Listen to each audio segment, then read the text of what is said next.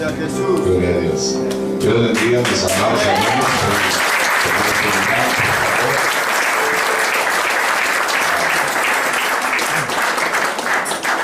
No sé si vamos a proyectar o no. Sí se puede. Oye, a Dios. Dios les bendiga, mis hermanos.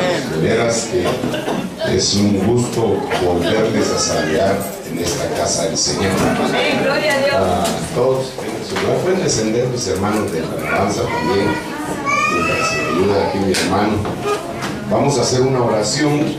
Quiero compartir con ustedes algunos pensamientos que realmente, si quieren lo ponen de una vez ahí, mis hermanos, gracias.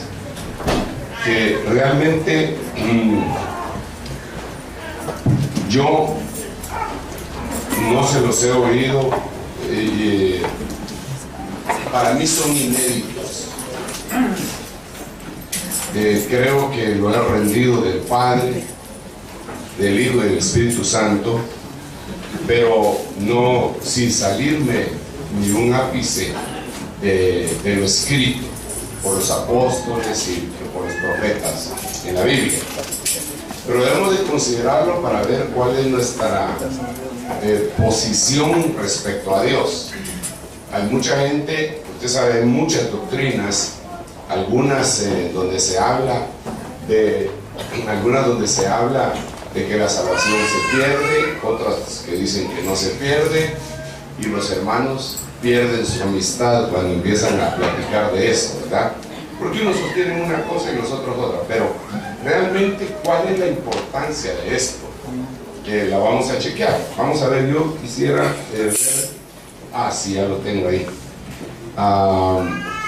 Para ser más o menos gráfico esto, y me voy a auxiliar de esta situación, pero antes vamos a orar. Padre, en el nombre de Jesús, te damos muchas gracias por permitir el que nos podamos reunir en este sitio para poder inquirir, para poder contemplar tu hermosura, Señor, en el nombre de Jesús. Ayúdanos con espíritu de revelación, que se abra nuestra perspectiva espiritual, Señor, nuestro entendimiento no vaya a quedar sin fruto, sino que lleve fruto al 100%, Señor, en el nombre de Jesús.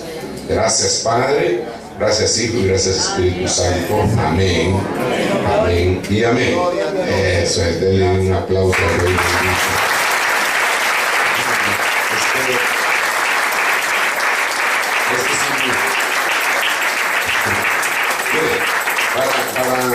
Para darme a entender lo que yo quiero decir, a veces utilizo pizarras. Algunos no, algunos tienen otra facilidad, pero yo como que me gusta platicar con la pizarra. La cuestión está de la siguiente manera: nosotros somos seres tríos, así que voy a hacer estos círculos concéntricos. Voy a borrar ese palito que está ahí que no me gusta. Eso es, muy bien. Ese que está ahí es usted, visto desde un helicóptero. O sea, no, la cabeza, el pecho y la panza. No.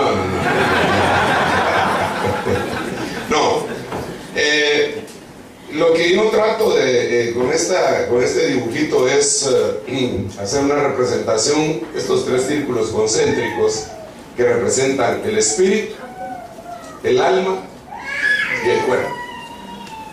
Y esa es una base bien entendible, bien didáctica. Digamos, cuando nosotros, según Efesios, cuando nosotros fuimos alcanzados por el Señor, nosotros estábamos muertos. Efesios capítulo 2 dice que nosotros estábamos muertos en nuestros delitos y pecados. Ahora, no estábamos muertos en nuestro cuerpo, puesto que transitábamos, ¿verdad? No estábamos muertos en nuestra alma, porque en el alma están los sentimientos, intelecto, emociones, y eso es bastante que la teníamos. Estábamos muertos en nuestro espíritu. El espíritu es impresionante porque Dios, fíjense qué interesante, Dios nos dio el cuerpo para que pudiéramos tener comunicación con lo material. Si yo puedo palpar con lo material, eso es mi cuerpo.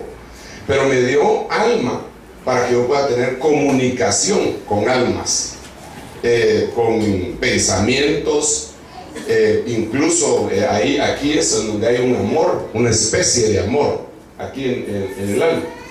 Pero nos dio el Espíritu para que pudiéramos tener comunicación con Él. Porque digamos, el que adora a Dios es necesario que lo adore en espíritu. Entonces, si alguien tiene muerto su espíritu, no puede adorar. Simple y sencillamente no puede adorar. Aunque quiera, no lo puede hacer porque no tiene las herramientas necesarias. Ahora, cuando nosotros nos encontró el Señor, nos encontró aquí con esta parte de nuestro cuerpo muerta. Las otras dos estaban vivas y estaban muy mal acostumbradas. Y aquí es cuando viene un gran problema, pero un gran problema. Porque resulta que un día usted y yo aceptamos al Señor Jesucristo, y lo que Dios hizo fue que este espíritu resucitara. Amén.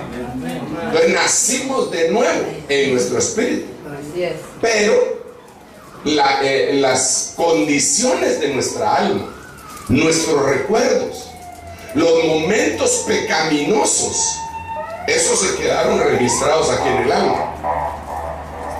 Y de ahí en adelante lo que tenemos que hacer es batallar en el alma. Tenemos que batallar en el alma para conquistar el alma, pero lo tenemos que conquistar desde el espíritu. Posteriormente se va a hacer aquí, en el cuerpo. Ok. Ahora, resulta que viene el Señor en el libro de San Juan capítulo 13, y ya vamos a ver algunos versículos, porque Él está dando mucho vuelta al nuevo nacimiento. El Señor le dice a Nicodemo, que era un religioso, Él lo que hablaba era de religión, Él no hablaba de nuevo nacimiento, Él no hablaba de salvación, Él hablaba de religión. Entonces el Señor lo para y le dice: mira, Nicodemo, te es necesario nacer de nuevo para ver el reino de los cielos. Entonces lo que le está diciendo es: te es necesario nacer de acá. Entonces Nicodemo le contesta: ¿cómo, siendo yo ya viejo, puedo entrar en el que me tengo que meter en el vientre de mi madre otra vez sin nacer? No sé si fue sarcástico, no sé qué trató de decirle al Señor, pero el Señor le terminó de dar la revelación, porque le dijo: mira, si no naces del agua. Ya no le dijo, óigame bien, ya no le dijo que tenía que nacer de nuevo. Le dijo: si no naces del agua y del espíritu, no puedes entrar. Ya no le dijo ver, sino que ahora le dijo entrar en el reino.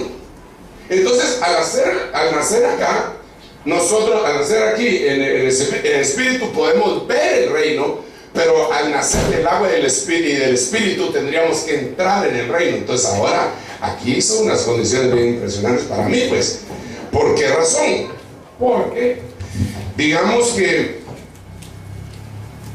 aquí sería, llamémosle, ¿cómo hago para? Lo voy a sacar hasta acá. Vamos a ver. Este sería nuevo nacimiento. Nuevo nacimiento.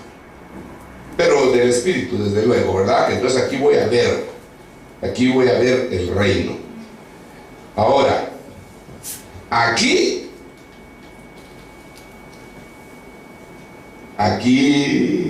vamos a ver, Padre Santo. Aquí sería, fíjese que interesante, porque le dice: si no naces del agua. Si no naces del agua y del espíritu. Entonces, aquí sería bautismo de agua. Ahorita le voy a explicar un poquito de esto. Vamos a ver. Y aquí en el cuerpo sería bautismo con el Espíritu Santo. Entonces, el nacimiento, el nuevo nacimiento, cuando yo acepto a Cristo, es inmediato en mi espíritu. Pero en en mi alma y en mi cuerpo es un proceso. Y que tiene que empezar precisamente para que mi alma empiece el proceso de nacer de nuevo. Tiene que morir. Primero tiene que morir y después tiene que nacer. Porque aquí en el espíritu, lo primero que tuvo que suceder fue morir. Usted estaba muerto y el Señor lo resucitó, pero el alma está viva. Entonces, ¿qué es lo que hace el Señor con nosotros? Llegamos al bautismo en agua. Nos toman en el bautismo en agua y nos meten. No agarran agua y nos salpican. Eso no es bautismo en agua, eso es salpicar en agua. Eso muchos lo hacen un bautismo por aspersión, se llama. Pero ese no es el bautismo del Señor, sino que tiene que ser meterse, sumergirse. Porque eso es, la significancia de eso es que estás muriendo en ese momento y naciendo a novedad de vida.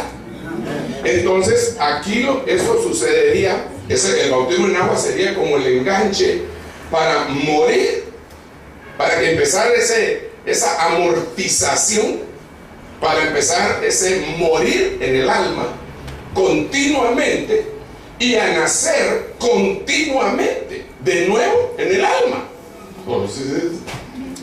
Y después tiene que venir el bautismo con el Espíritu Santo. Y el bautismo con el Espíritu Santo es el enganche, las primicias para la resurrección de mi cuerpo. Por eso es que la Biblia dice claramente: si el Espíritu de aquel que resucitó de entre los muertos a Cristo Jesús mora en vosotros, resucitará también vuestros cuerpos mortales. Amén. Entonces quiere decir que lo primero que sucede es acá. Acá se mete el Espíritu de Cristo. El Espíritu de Cristo se mete acá. Después viene el bautismo en agua y empieza un proceso en el alma. Y ese es el que vivimos aquí a diario, pues hay tanto problema. Porque si el nuevo nacimiento fuera completo de una vez, acepté a Cristo y ir las tres partes, y ya nos vamos de esta vida, hermano, y ya, gloria a Dios.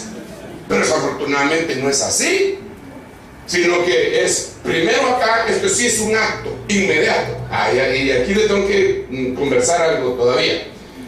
Es un acto inmediato acá. Ahora viene un proceso acá y otro proceso acá. Entonces tendríamos que tener varias cosas para poder conquistar el alma. Yo quiero hablarle un poquitito de conquistar y de reentrenar, o no sé de qué manera, o de liberar el alma. Hay muchos cristianos, hermano, que son salvos, pero tienen estorbos demasiado fuertes en su alma. Demasiado fuertes. Por ancestros, por lo que sea, pero están amarrados, y eso tienen que ser, esas amarras tienen que ser destruidas completamente. Entonces ahora mírenles, vamos a ver, bautismo con el Espíritu Santo, bautismo en agua.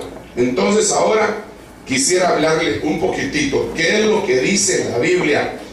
Otra herramienta. Vas a morir hoy. Muchos de ustedes ya murieron o dieron el enganche, pues. ¿Cuántos están bautizados en agua? Amén. Bueno, ustedes ya dieron el enganche para lo que sigue, ¿verdad? Para el alma y para novedad de vida. Porque eso es lo que dice Romanos capítulo 6, que han nacido a una vida nueva o a novedad de vida. ¿En dónde? En su alma. Su espíritu ya está. Ok. Ahora, dice la Biblia, este versículo usted se lo ha de saber, que la palabra de Dios es viva y eficaz. ¿Verdad? ¿Y qué más dice? Y más cortante o penetrante que la espada de dos filos. ¿Qué más dice?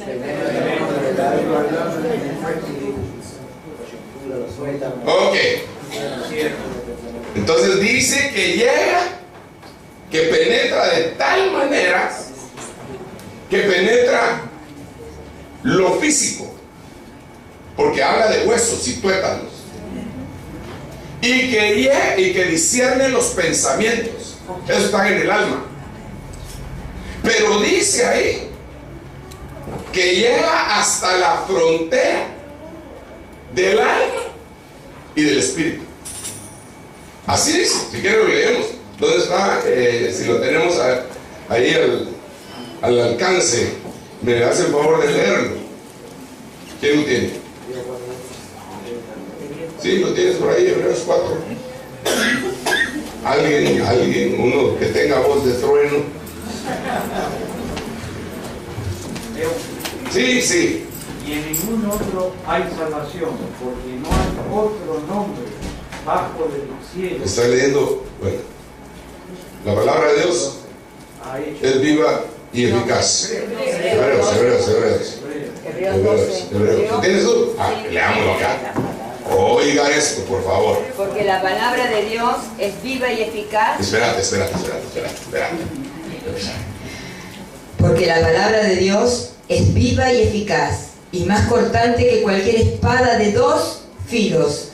Penetra hasta la división del alma y del espíritu, y de las coyunturas y los tuétanos, y es poderosa para discernir los pensamientos y las intenciones del corazón. Gracias. ¿Se da cuenta? Penetra y pasa por lo físico, por lo mental, por lo almático y llega hasta la frontera del alma y del espíritu. Entonces déjenme hacer un pequeño dibujo. No sé si me va a salir aquí mi espada. Pero vamos a ver. Póngale que esta es la palabra de Dios. Esta es la espada. No muchito salió. Pero aquí está el mango de la espada. tengo que explicar qué es eso, porque no me salió muy bien, pero entonces aquí está el predicador tomando la palabra espada, porque la palabra es una herramienta extraordinaria, pero bueno, la palabra es hermosa.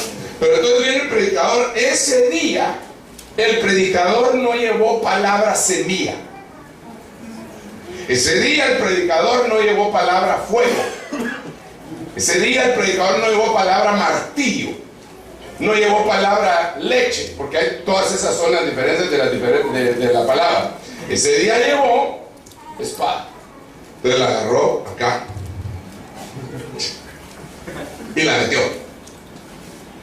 Esa palabra llegó pasó por los tuétanos, los huesos, pasó por los pensamientos, discernió las intenciones y llegó hasta la frontera del alma y el espíritu. ¿Qué hizo en la frontera del alma y el espíritu? Rasgó acá. Vamos a ver. Rasgó acá. Y entonces, como quedamos que en el espíritu, ya ahí estaba habitando el espíritu de Cristo, entonces se quitó un dique y empezó a brotar del espíritu una inundación hacia el alma para conquistar el alma. Pero ese es un proceso tremendo. Es como que si nosotros tuviéramos un globo lleno de agua y quisiéramos sacar el agua de ahí, pero sin reventar todo el globo, y va a hacerle, eso es cada predicación, va a hacerle con un gilet, puede ser, sí, con un gilet así, hasta que empieza a gotear. Eso es lo que pasa con la palabra espada. Importantísimo para conquistar el alma. Y entonces ahí empieza a haber un renacer en nuestra alma y empiezan a cambiar pensamientos. Ahí es en donde nosotros tenemos que rendirnos todos los días. Hermano, tengo que arrepentirme, tengo que cambiar mi manera de pensar. Hermano, disculpe, fíjese que hice esto y esto. Es un proceso. Ninguno ha llegado a la perfección, a esa completa perfección, valga la casi redundancia. Ninguno ha llegado a la perfecta perfección, pero sí estamos en el camino hacia ella. Ok, Entonces, una de las cosas que yo quiero platicar, y eso es lo que quería hablar hoy, lo quiero hablar, y aquí voy, tengo tiempo, creo yo, es precisamente de un aprendizaje que tiene que haber para poder inundar en el alma. Esa palabra se dice anaginosco, que quiere decir aprender de nuevo. Aprender de nuevo. ¿Dónde se va a aprender de nuevo? Tiene que ser, vamos a ver, ¿dónde se va a aprender de nuevo? A ese es anaginosco. Tiene que ser en el alma. En el espíritu no. El espíritu nos va a ayudar a que aprendamos de nuevo. ¿Por qué razón? Recuérdense que el espíritu tiene comunicación con el espíritu de Dios. Y recuérdense que el espíritu tiene la que discierne la palabra, porque la Biblia dice que la palabra se debe discernir espiritualmente. Entonces el espíritu recibe eso y se lo empieza a trasladar al alma, pero entonces el alma tiene que rendirse. El alma tiene que decir, ok, yo voy a aprender de nuevo, yo voy a aprender. Déjenme contarle un testimonio brevísimo de un hermano que se sabía la Biblia de memoria, era mi gran amigo. Y él se sabía la Biblia de memoria, se la sabía en la versión Reina Valera de 1909, y se sabía la Biblia de memoria en la versión en inglés King James. El tipo tenía una memoria fotográfica. Y era inteligentísimo, llevaba 2 carreras al mismo tiempo, medicina y químico biólogo, y sacó todo al mismo tiempo. Él era muy inteligente, pero tenía una unción para predicar. Entonces yo me peleaba con él constantemente porque le decía, ¿por qué estás estudiando en la universidad si Dios te llamó para que seas pastor? ¿Qué estás haciendo ahí? Venía a pastorear de una vez, hombre. Y él me decía, no, tú no puedes sentir por mí. Y yo no quiero, bueno, me dijo palabras bien fuertes. Teníamos discusiones bien fuertes con este hermano. Un día me dijo, no, yo no voy a, porque yo no quiero vivir de las limosnas de los hermanos. Pero vos sos un orgulloso, le digo. Sí, lo soy. Pero yo, ¿y de qué vas a vivir? Yo voy a vivir de mi profesión y de vez en cuando voy a ir a predicar. No, si esto no es un hobby, le digo. Esto no es un hobby. La Biblia lo que dice es que el que vive para el altar, que viva del altar. Amén. Porque eso es parte de la humillación nuestra. Porque hermano, si alguien se levanta así, ustedes viven de nosotros, que no sé qué, nosotros qué tenemos que decir. Bueno, a mí Dios me levantó, pero tiene razón, Dios lo usa a usted para dar sus diezmos, ofrendas. ¿Y de dónde? ¿Acaso me saqué la lotería? Pues ¿acaso tengo una gran herencia? Pues, tenemos que ser bien claros con eso, pero eso es humillante para uno, sobre todo si tiene si uno ha tenido una profesión que les rendía buenos réditos. Es difícil. Yo sé lo que le digo, es difícil. Digamos, mi pastor era médico y cirujano, era dueño de una radio, era locutor deportivo, tenía 3 profesiones prácticamente, y de repente lo llaman a servir.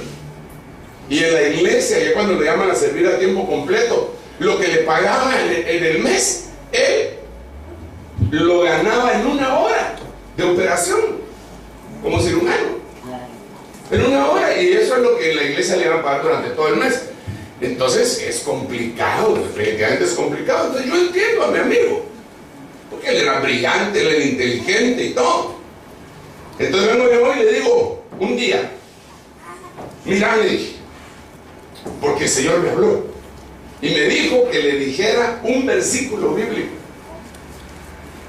Y entonces yo llegué con el versículo bíblico y le dije, el Señor me habló que te trasladara esto. Y empecé a leerle, porque yo estoy con el que tiembla ante mi palabra. Y entonces me paró. Isaías capítulo 66. ¿Qué me está diciendo? Eso ya me lo sé de memoria. y no lo recibió.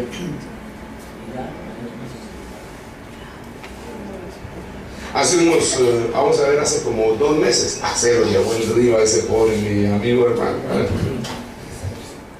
Se peleó con Dios, se consiguió una novia del mundo, la mató un tráiler en un accidente y él sabía que era culpa de él. Mire, y estuvo trabajando. Él no se pudo graduar de las 2 carreras que sacó, porque cuando ya se iba a graduar no encontraron los exámenes de no sé qué clase de primer año de la universidad y lo bajaron y les contaron todas las clases. Terminó trabajando de guardián en un edificio de Miami. Se lo llevó el río, pero hace 2 meses me mandó una tarjetita y dice: pastor fulano de tal. Aleluya.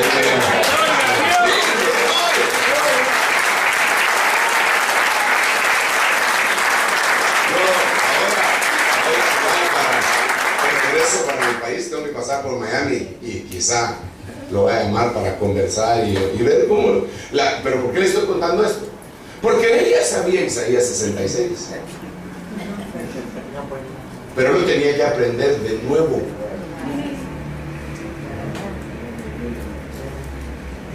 Eso es anaginoso, aprender de nuevo.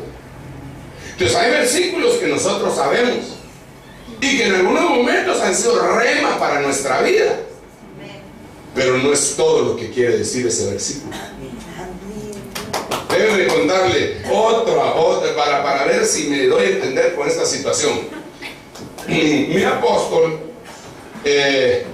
me contaba que él se reunía con unos sus amigos a estudiar la Biblia, y entonces tenían como, no sé si llamarle hobby, ¿verdad?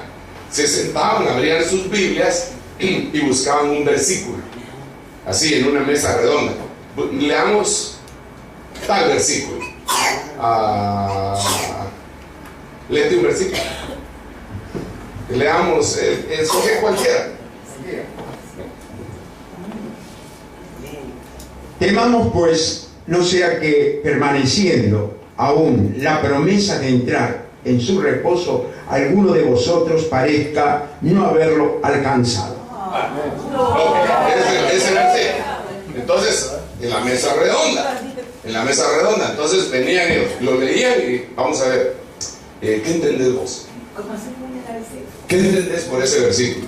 Y entonces venía el que le tocaba primero, gracias hermano, venía el que le tocaba primero y empezaba a decir: bueno, yo creo que debe de haber un temor si tenemos estrés, y por aquí, que por allá, que más para allá. Perfecto, apuntémoslo. ¿Y vos qué pensás? Pero ya no repitas lo que dijo aquel. Bueno, yo creo que entonces debe de haber un reposo que no es necesariamente el 7º día que guardan los sabatistas ni los judaizantes. No es ese Shabbat, porque si ese Shabbat hubiera sido, entonces no le hubieran ofrecido una cosa. Ok, perfecto. Entonces dejémoslo. Ahora, ¿qué opinado? Y dice que el último que daba su opinión era el más difícil, pero dice que era el que sacaba más delicioso jugo. ¿Por qué razón? Porque estaban aprendiendo de nuevo, estaban abiertos a aprender de nuevo. Y el problema de la religión es que la religión no modifica el alma para bien. En cambio, el nuevo nacimiento te trae un nuevo aprendizaje. Entonces uno está abierto, pero es peligroso también, porque así como vienen cosas nuevas, tenemos que ser muy cuidadosos de que sea lo que está escrito. Y no una moda que venga por ahí. Entonces déjenme leerle un par de versículos acá. Por ejemplo, Mateo capítulo 12, versículo 5.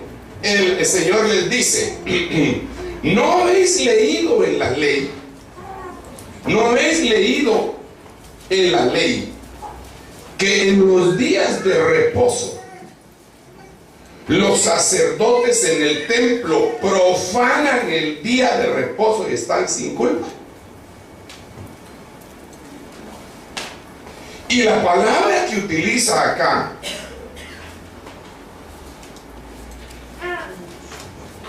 es anaginosco.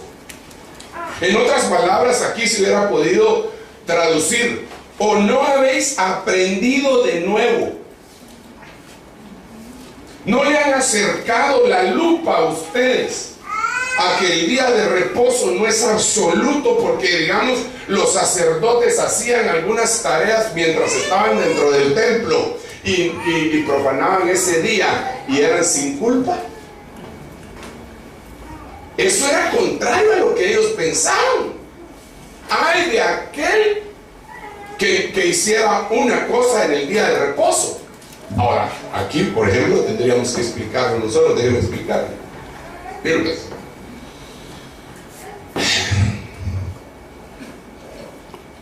¿Guardamos el sábado o no? ¿Qué dice usted? ¿Cuántos votan por guardar el sábado? Bueno, no, cambiemos la pregunta. ¿Guardamos el reposo o no? ¿Usted cree que ahora estoy tendiendo una trampa, verdad? Por eso no me contesta, ¿verdad? Pero mire pues, mire pues. El reposo. Aquí es donde tenemos que aprender de nuevo. El reposo no viene de la ley.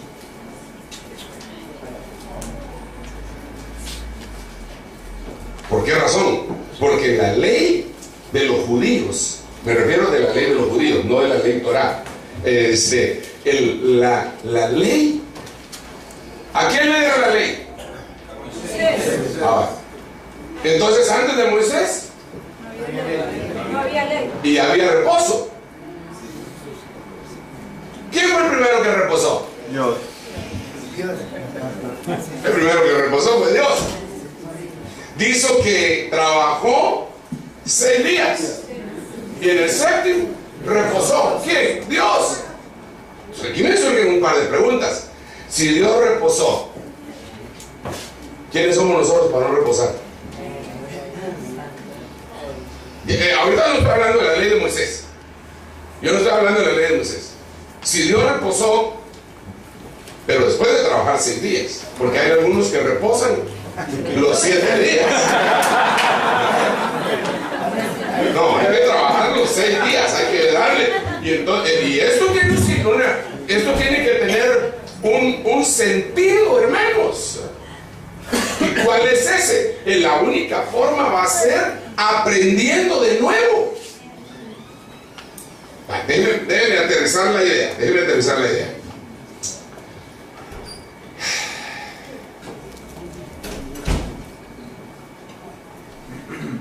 ¿Cuántos tienen hijos adolescentes? O sea, una bendición, ¿verdad?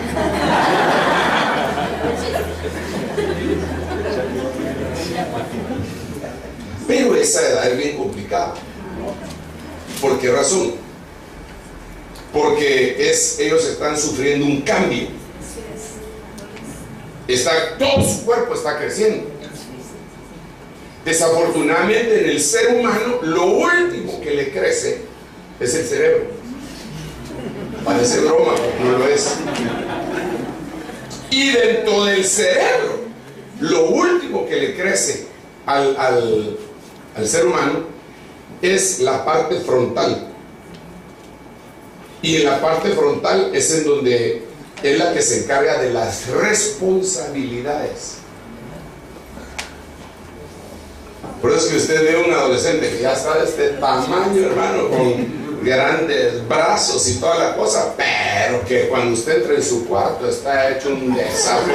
Ya te he dicho 100,000 veces que regrese al cuarto, y la iglesia, mira, tenemos que ir temprano y después tenés que hacer un deber. Y él como que fuera sordo.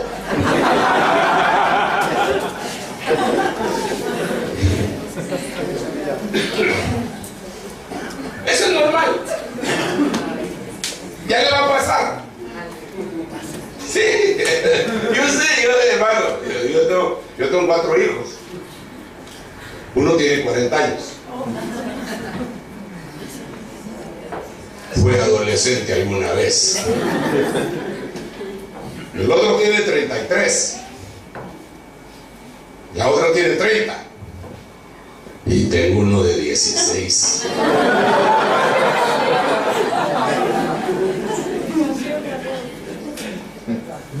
Me hace orar extra.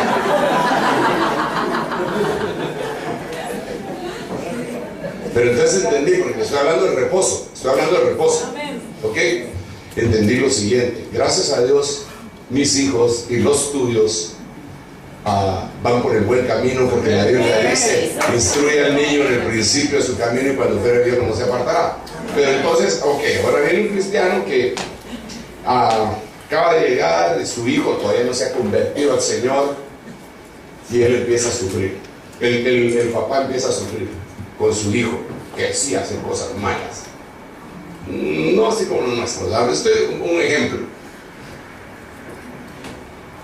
Cuando la mamá le está lavando la camisa, encuentra tabaco en la parte de aquí de la bolsita. Y se pone a llorar. Y lo guarda para cuando llegue el papá, para enseñarse. Cuando llega el papá y le enseña, dice: esto no es tabaco, esto es hierba, marihuana. No, pues llaman al muchacho, se arma un escándalo, llegan a llorar. Bueno, trabajar los 6 días quiere decir estorbarle el pecado, enseñarle, motivarlo, apapacharlo, corregirlo, castigarlo, bendecirlo, orar por él. Pero va a llegar un momento en que ya no vas a poder hacer nada. Lo va a tener que hacer Dios. Eso va a ser en el 7º día. Tú trabajaste tus 6 días y tienes que estar seguro que hiciste lo que a ti te correspondía, y después decir: Señor, lo pongo en tus manos. Entonces viene Dios y te dice: mi hijito, cuando el hombre trabaja, yo descanso, y cuando el hombre descansa, yo trabajo. Pásame a tu muchachita, aquí me voy a encargar de él.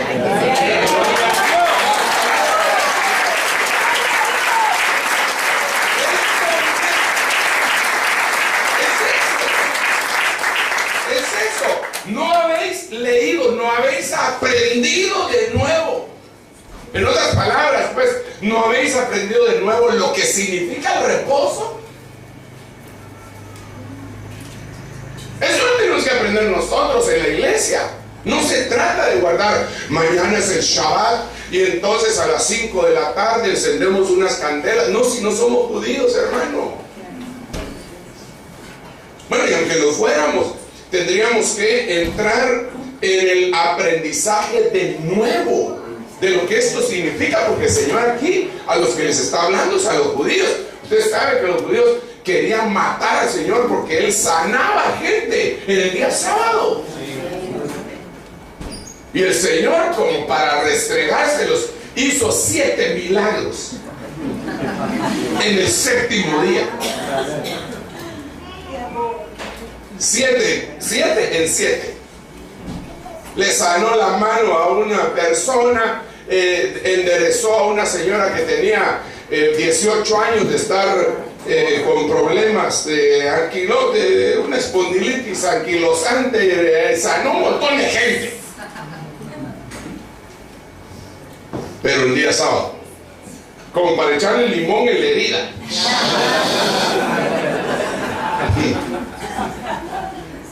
Entonces, ahora viene esta misma palabra. Nosotros que hemos nacido de nuevo tenemos que tener la virtud de aprender de nuevo. Pero hay cristianos que ya lo saben todo. No puede ser, hombre. Mire, tengo una persona allá que empezó muy bonito el Señor. Le está enseñando el Señor. Y de repente dejó de llegar a la iglesia. Tenía como 2 años y medio y dejó de llegar a la iglesia. Entonces lo empezaron a hacer seguimiento los hermanos. Hermano, ¿qué pasa? Que no te miramos en la iglesia. Mira, que por aquí, que por allá, que fin, que pa, que pum. Entonces llegó a decir él: La verdad es que yo ya sé todo. Entonces lo que quiero es ir a predicar, porque ya lo sé todo. Hermano, está en la calle. Y me escribe cuando una frecuencia, ¿cuándo me va a enviar? Dije, hermano, si no venís a la iglesia, ¿cómo te voy a enviar? No es que yo lo sé todo, dice. Y déjeme decirle que todos los pastores de la misión, digamos allá en Guatemala, todos los jueves nos juntamos y yo les doy un estudio, pero antes de que yo les dé el estudio siempre pongo a uno de ellos y yo me siento a oír, porque yo quiero aprender también de lo que el Señor le dijo a él, porque estoy anaginosco. Y hermano, de veras mira qué enriquecedor es esa retroalimentación. Es bien enriquecedor. Lo que pasa es que a veces somos muy orgullosos, ¿verdad? Entonces tienes que aprender de nuevo. Viniste a la iglesia, bienvenido. Que el Señor te ayude y te haga ministrado. Gloria a Dios. Tienes que aprender de nuevo muchas cosas. Entonces miremos otro versículo y si usted quiere, Mateo 12:5, usted lo puede buscar para ver que no me lo estoy engañando. Le voy a enseñar más o menos cómo. Digamos, hay un programa que se llama eSword, gratis, lo bajan en internet. Ok, ¿qué versículo estaba leyendo? 12 qué? 5 Mateo. Entonces dice acá, está también en español. Hay un montón, ay Dios mío, no se mira, pero lo que se va a ver, sí. En esta versión es King James, hay letras rojas, por eso no se mira ahí bien. Dice, no habéis leído, esa palabra leído, anaginosco, aprender de nuevo. O sea, no es que yo me lo estoy inventando. El hermano, qué buen invento el que se hizo hoy. No, ahí está, aprender de nuevo. Por extensión, leer. Y ahí está. Entonces volvamos otra vez, ya que más o menos lo convencí, digamos pues. Ahora miremos qué otra cosa hay que aprender de nuevo. Ya aprendimos un poco de nuevo del reposo, pero ahí pues quedamos, el reposo es un tema, hermano. Jesús es el Señor del reposo, ¿verdad? El reposo se hizo a causa del hombre y no el hombre a causa del reposo. Todo eso lo enseñó el Señor. Permítame un segundo. Vamos a ver cómo vamos. Híjole, me quedan como 10 minutitos. Espérame un ratito. Mateo 19:4. Uy. Aquí tenemos que leer varios versículos. Y respondiendo a él, dijo: ¿no habéis leído que aquel que los creó desde el principio los hizo varón y hembra? Bueno, no le podemos pedir a los congresistas que leen la Biblia, tal vez sí deberíamos de pedírselo, ¿verdad? Pero Dios hizo varón y hembra, porque hay muchas iglesias que quieren avalar moralmente,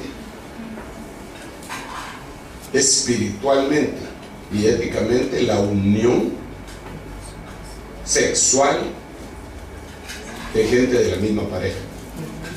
Si el mundo lo quiere hacer, pues cuentas le va a dar a Dios.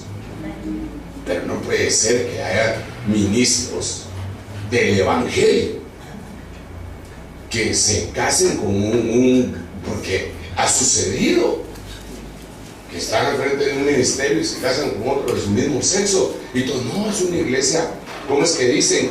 De diversidad, pero es que dicen, ¿cómo es que dicen? ¿Cuál es la palabrita que usan? ¿No se acuerdan ustedes? No. No, usa una palabra que recibe inclusión. Es una iglesia muy inclusiva. Pues aquí que vengan todos los que quieran. Si quieren venir homosexuales, que vengan y que acepten a Cristo y que sean liberados, porque Dios los hizo varón y hembra. Dios no hizo de otra manera. Yo le decía a los hermanos, porque algunos dicen, no hermano, es que eso ya nacen así. No. Yo nunca he visto una vaca que se crea todo.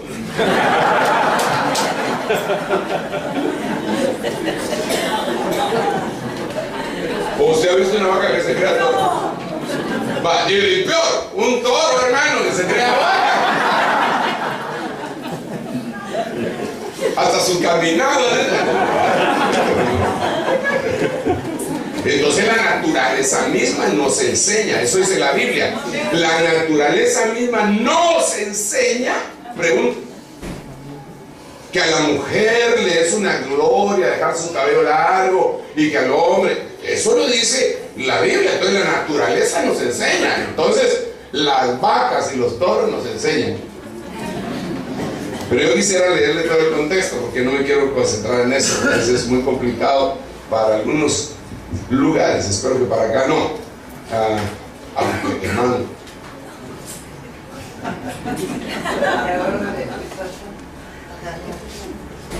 fíjese que ¿cuándo fue la independencia de Argentina? 9 de julio de qué? 1816. Vale. Fíjese, la independencia de México fue el 15 de septiembre de 1008. No fue 21 como es en Guatemala, sino que fue antes. Entonces, primero está, porque ellos fueron conquistados por los españoles, por eso hablamos español, ¿verdad? Okay. Ellos se independizaron y se independizó Argentina, y entonces empezó un movimiento así y se independizó toda lo que conocemos como Latinoamérica. En estos movimientos, los primeros que aceptaron esta situación de matrimonios, ¿cómo le llaman? Igualitarios. Otra vez, Argentina y México. ¿Sabe por qué? Porque después el movimiento así, y nosotros allá en Guatemala estamos orando, hermano. Gracias a Dios ahorita nos puso Dios un presidente que dice que es cristiano y que él dijo desde el principio que no. Entonces ya se comprometió, ya se amarró por sus palabras, aunque usted sabe que los políticos son bien cardíacos. Luego metámonos aquí otra vez. Dicen y no cumplen, pero bueno, esa es otra cosa. Ahí en Guatemala, aquí sí cumple, pues.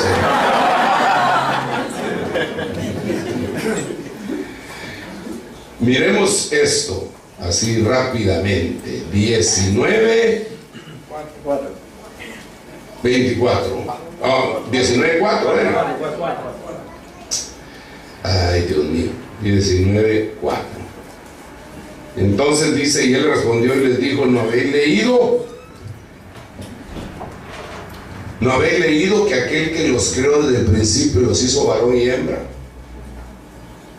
Y añadió, por esta razón el hombre dejará a su padre y a su madre y se unirán a su mujer y los dos serán una sola carne. Por consiguiente ya no son dos sino solo una carne. Por lo tanto lo que Dios ha unido ningún hombre lo separe. Bueno, dejémoslo hasta ahí. Esto hay que reaprenderlo, no reprenderlo, reaprenderlo. ¿Okay?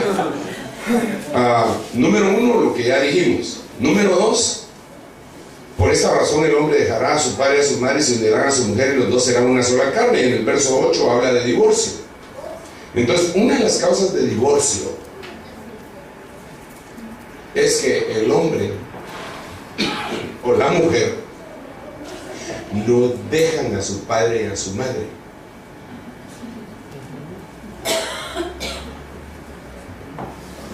Siguen ligados,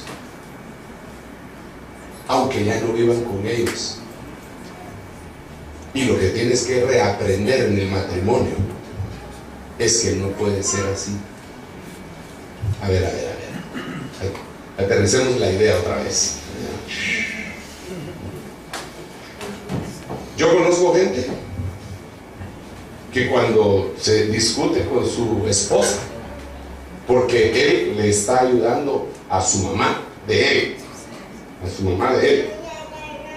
entonces la señora le dice, pero mira, aquí nos hace falta tal cosa y tenés otros hermanos, entre todos deberían de ayudar a tu mamá, no que solo a ti te toca.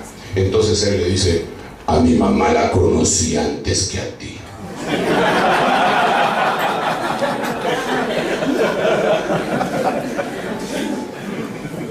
Como que dice, tengo más responsabilidad con ella que contigo. Pues perdóneme, con todo respeto, yo sé que usted tiene libre albedrío y ya es grandecito y ya sabe lo que hace, pero tiene que reaprender que no es así. Tiene que reaprender que para tener una unidad familiar, esposo-esposa, tiene que curarse de una enfermedad que se llama mamitis o papitis. Y entonces fíjese, oye, voy a poner otro ejemplo, hermano. Esto no es muy, este tema no es muy popular. ¿A quién quieres más? Le pregunto a una mujer, hasta voy a cerrar mis ojos. ¿A quién quieres más? ¿A tus padres? ¿A tu esposo? ¿A tus hermanos? ¿A tus hijos? No, de plano, con el Señor, no te va. ¿Pero a quién quieres más? Te voy a dar la respuesta. Algunos, pero eso está malo. Algunos quieren más a su familia de donde salieron. Se casan y todavía se casan. Tienen 5 años de casados. ¿Y a dónde vamos a ir hoy? Vamos a mi casa, les. ¿Cómo que mi casa? No, me refiero a la casa de mis papás. O sea, todavía están vinculados de una manera pero impresionante con sus papás. Eso tiene que reaprender. Ahí sí tiene que primero reprender y después reaprender. Sacas eso. Ahora, otra cosa. ¿Por qué estamos juntos? Dicen algunos, no se llevan. Por los niños. Algunos se van más lejos. Dicen, es que compramos una casa entre los dos y la casa está en nombre de los dos. Entonces si nos separamos va a ser un lío, tenemos que venderla, la mitad le toca a ella, la mitad me toca a mí. Y usted sabe, dicen algunos hermanos, me dijo un hermano, usted sabe por qué razón o en qué se parecen los huracanes a las mujeres que se divorcian de sus esposos. No, en que les destruyen la casa, el carro y los dejan sin nada. No, entonces por eso no me separo. Pero debo decirle lo siguiente. Mire, nosotros tenemos que amar a nuestros hijos, pero desesperadamente, y orar por ellos. Eso es indiscutible. Pero a quien deberíamos de amar más es a nuestro cónyuge. Los hijos van a crecer y se van a ir. Y usted se va a quedar solito con esa viejita. Y ya usted viejito también.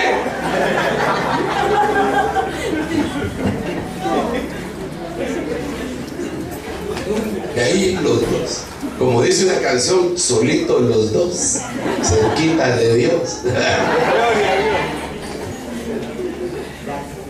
O sea que lo que está diciendo aquí el Señor es, tenemos que reaprender.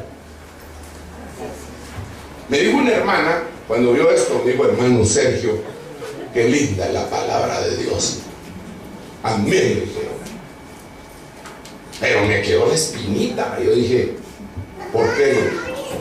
Mira, le dije, si es linda, preciosa, extraordinaria, gloriosa, pero ¿por qué? Mírenme, qué interesante que aquí lo que dice es Por esta razón el hombre dejará a su padre y a su madre y se unirá a su mujer, pero no dice que la mujer va a dejar a su padre y a su madre. Qué linda es la palabra. Pero como yo había leído un poquito más la Biblia que ella, entonces le dije, sí, pero ¿sabes lo que dice el Salmo? Fíjate que eso es lo que le pide el hombre. Pero ¿sabes qué le piden a la mujer? Salmo 45. No lo he leído. Ah, bueno, te lo voy a leer. Entonces dice, olvídate, hija mía, de la casa de tu padre, y deseará el rey tu hermosura. Entonces al hombre le piden que la deje y a ti te piden que te olvides de una vez. Ahora te pregunto, ¿te siguen ustedes con la palabra de Dios? Amén, y voy llorando.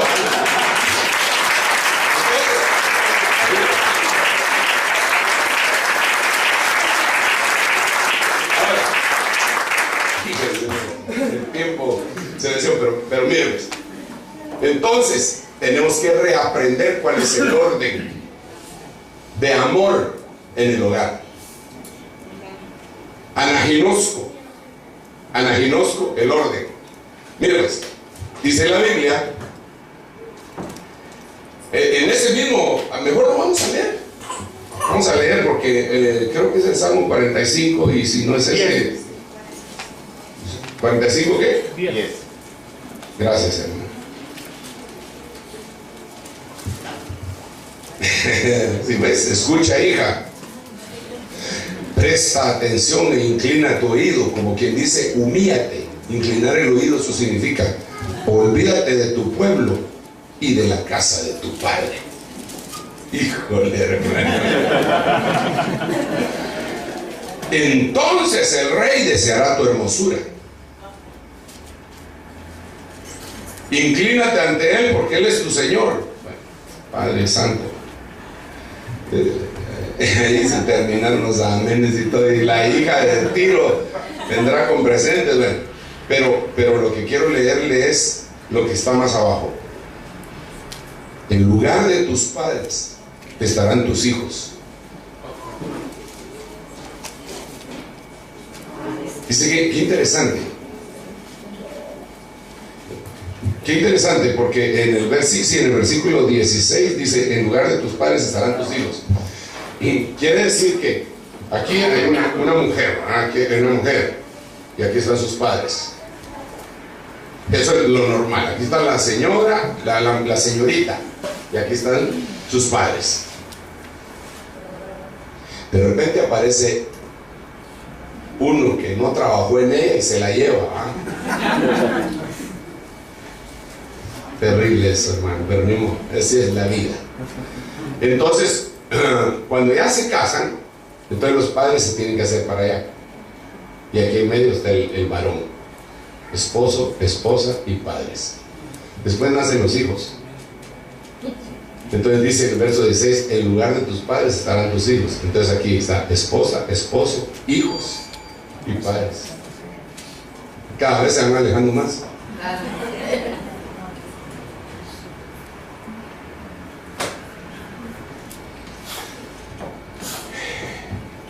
Anaginosco. Tenemos que aprender de nuevo. Mire, le voy a ya lo voy a dejar porque el tiempo de la predicación se me terminó, pero para esta predicación, según pero déjeme contarle. Ay, Señor, ayúdanos, por favor. Dios es bueno. Y permite que no suframos tanto en el desprendimiento de nuestros hijos. Ahí dice, por esto dejará el hombre padre y madre. ¿A quién deja primero? Al padre. Después a la madre. Miremoslo físicamente. De los lomos se convierte en esperma y al primero que abandona es al padre. Y se incrusta en la madre. Concibe la madre, lo tiene 9 meses. Y a los 9 meses ya no lo puede tener ahí. a veces antes. Vamos para afuera. Entonces, ya ese es un proceso de desprendimiento. Después está el desprendimiento de cuando el niño es destetado. Primero está siendo amamantado, leche materna, tan saludable y todo lo que usted quiera, pero llega el momento en que ya tiene que empezar a comer sólido. Entonces, otro desprendimiento. Y esos desprendimientos, nosotros los varones no lo sabemos, pero las mamás sí lo saben. Hay madres que están trabajando y de repente miran que su blusa está mojada y dicen: mi hijo tiene hambre. Ese desprendimiento es cardíaco, hermano. Y cuando ya saben que le tienen que quitar el pecho, que ya no le pueden dar pecho, ese desprendimiento es serio también, y para el niño. Y las mujeres empiezan a platicar entre ellas: ya no sé qué hacer, el muchacho no quiere dejar el pecho y el doctor dice que lo tiene que dejar. Y entonces le empiezan a dar consejos, ¿verdad? Que ponete tal cosa, que ponete tal otra. Mira que echate café ahí. ¿Y crees que al patojo le termina gustando el café con leche?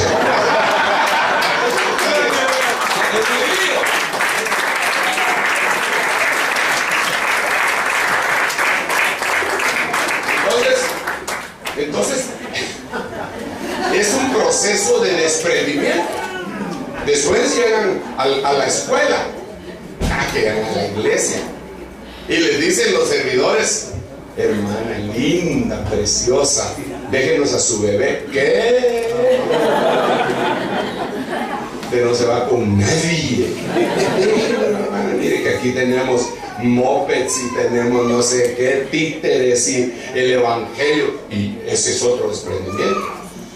Pero en la iglesia, hermano, como nosotros somos flexibles, ¿verdad? No los obligamos, pero cuando les toca la etapa del colegio, nosotros tenemos un colegio. Todos los principios de año, hermano, son colas de padres llorando. Lloran más los padres que los niños, hermano. Se quedan afuera del colegio. Hermano, ¿será que puedo? Por si lo necesito. No, mamita, mira, ya lo dejaste. Andate, el niño ya está jugando. Ay, pero es que yo oigo que alguien está llorando ahí. Ese desprendimiento es tremendo. Después el muchacho o la muchacha empieza a crecer y se empiezan a poner, el muchacho empieza puro el gallo Claudio, o la niña se empieza a poner linda y de repente aparece un muchacho que es un jovencito de la iglesia, pero al papá le parece que es un infeliz.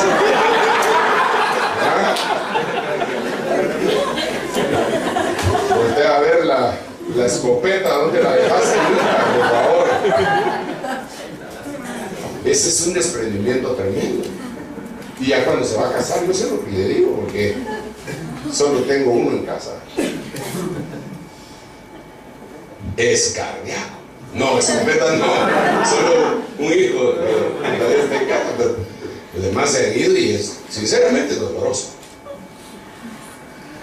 Cuando entregué a mi hija, me partieron el alma. Yo miraba al esposo y le decía: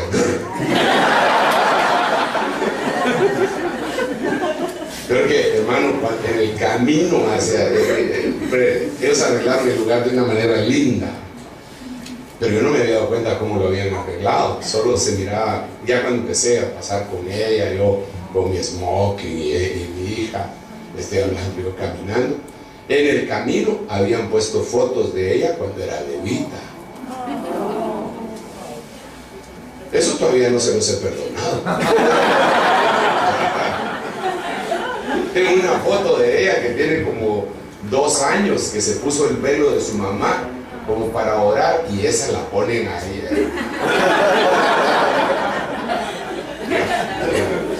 Ese es un desprendimiento. Vaya, pero se casan. Y los papás siguen metidos en la casa de ellos. La mamá llega, ah no, así no le gusta a mi hijo que le planche su camisa. No, ¿cuál es la comida típica de acá? Asado, ¿no? Pero ¿qué otra comida? Una milanesa. No, esa milanesa no está bien hecha. A mi hijo le gusta así, el pan migado bien, de esta manera. Y la muchacha que no sabe cocinar. Pero el muchacho que era lleno de cuentos en la casa, se come lo que sea que venga a comer.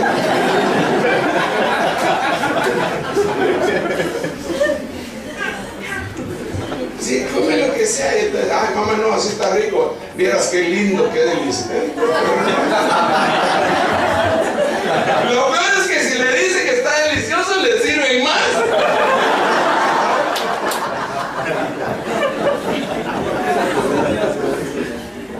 Entonces lo que el Señor Jesús les dijo acá es: tienen que reaprender el asunto del matrimonio.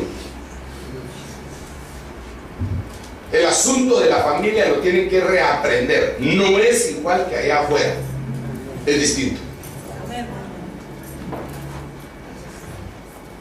Pero muchos no lo reaprenden. No lo reaprenden. Lamentablemente no lo reaprenden. Y causan dolor.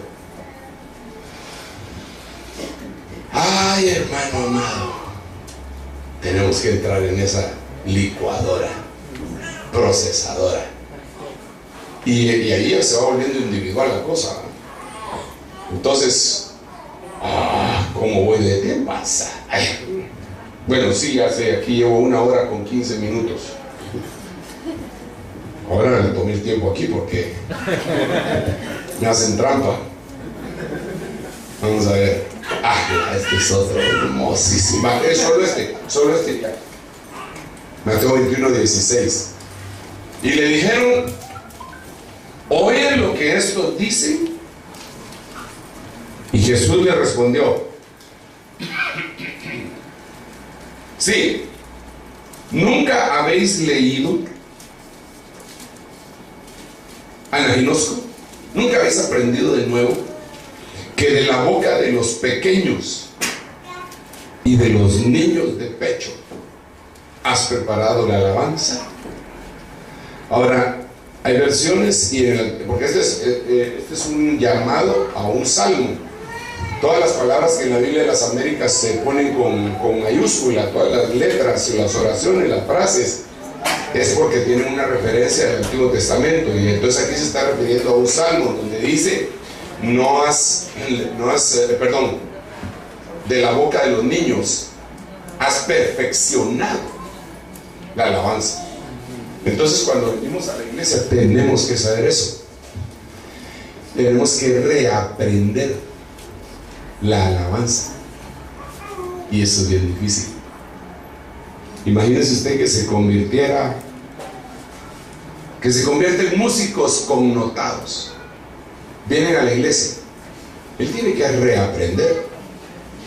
Él puede dar clases de instrumentos y puede tocar todo eso, pero él tiene que reaprender que aquí no es lo mismo. Aquí no es lo mismo. Aquí es otra cosa.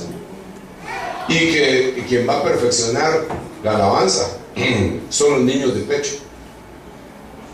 Ese es otro mensaje. ¿Quiénes son los niños de pecho? Ese es otro mensaje que lo vamos a explicar después, porque ahorita no cabría, el tiempo no cabe. Y de los niños de pecho y de los quemados, así rapidito, dice que un niño de pecho jugará en la cueva del áspid y no le hará daño. Entonces no está hablando de un muchachito que está tomando pecho, está volviendo el prototipo de alguien que con su inocencia el enemigo no le puede hacer daño, aunque esté en la cueva del áspid. Bueno, hay que explicar otro montón de cosas. Hoy yo lo que quiero ministrar, aparte de saludarlos, hacer la visita apostólica tan importante que yo creo que es, bendecirle, quiero pedirle a Dios que haga descender sobre usted el anhelo de reaprender, el reaprendizaje para su vida. Padre, en el nombre de Jesús, gracias por tu amor y tu misericordia. Gracias, gracias, gracias, Señor. Gracias porque de parte tuya viene toda buena dádiva y todo don perfecto. Señor, en el nombre de Jesús, yo te ruego que venga sobre nosotros un anhelo profundo de reaprendizaje. Señor, que pongamos nuestros conocimientos que tenemos delante de ti, para que elimines los que no vienen de ti. Toda planta que no plantó el Padre sea desarraigada. Permanezcan en nosotros aquellos que sí provienen de ti, Señor, y que tú siembres la semilla del nuevo conocimiento, de un anaginoso, de un nuevo aprendizaje sobre mi vida y sobre la vida de todos aquellos que están al alcance de mi voz. En el nombre de Jesús, gracias, Padre. Gracias, Hijo. Gracias, Espíritu Santo. Amén. Amén. Amén.